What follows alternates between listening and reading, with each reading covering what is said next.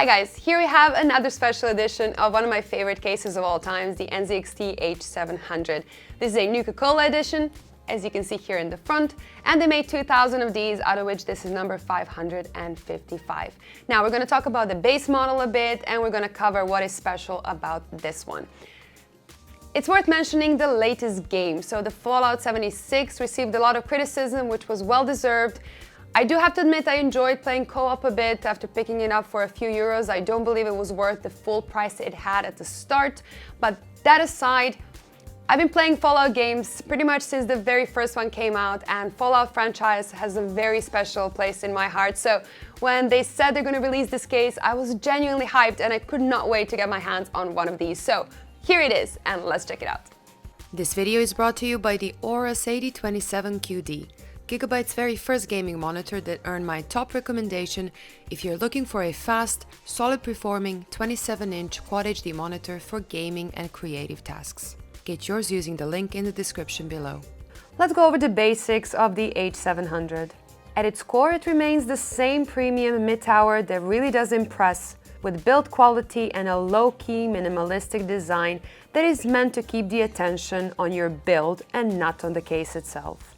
The build quality is very solid. It is all steel with a tempered glass side. And the finish is fantastic as well, with no rough edges, gaps, or any other nonsense. Pretty large for a mid-tower, but still a very nice size for most desk setups.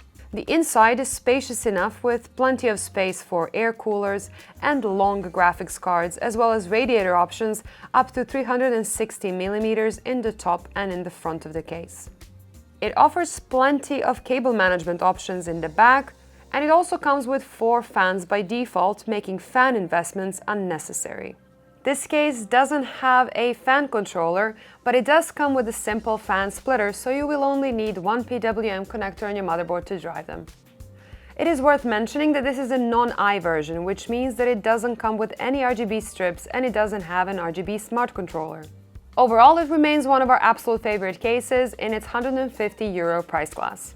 As for the special editions, the price tends to vary a lot depending on the model. So for example, this Nuka Cola edition is going to be double the price of the base model of the H700, which is a lot more than the PUBG model and the Ninja model as well. So the base model is around 140 to 150 euros here in Europe, while the Nuka Cola is being sold for around 300, and that is quite a lot. Now, it is really cool. It comes with a lot of details. For example, the color scheme is fantastic. The little pin-up on the side is a work of art. It's absolutely adorable. You have these little details on the inside of the case and around the I/O panel that give it that special look. And it comes with a little Volt Boy bobblehead, which is random. So this is unarmed, for example, but you can get any of the versions.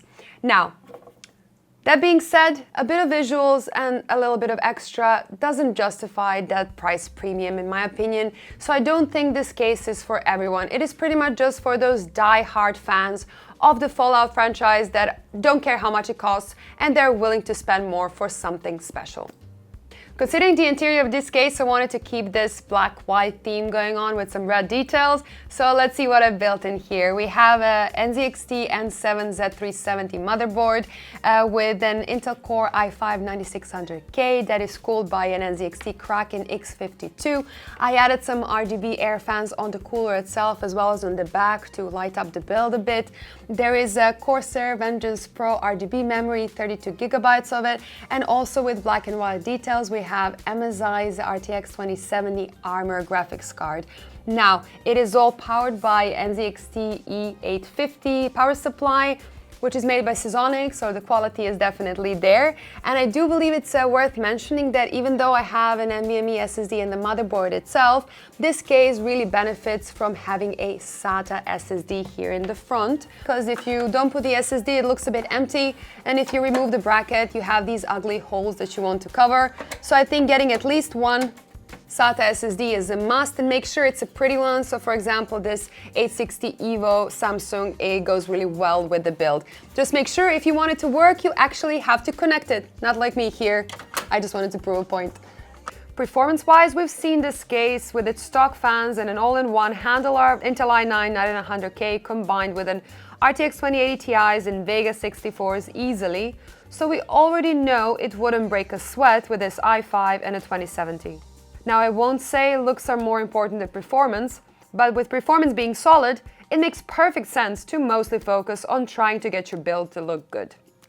While most PC builders usually don't spend more than around 100 euros on a PC case, I do have to say that H700 offers a lot for that 150 euro mark.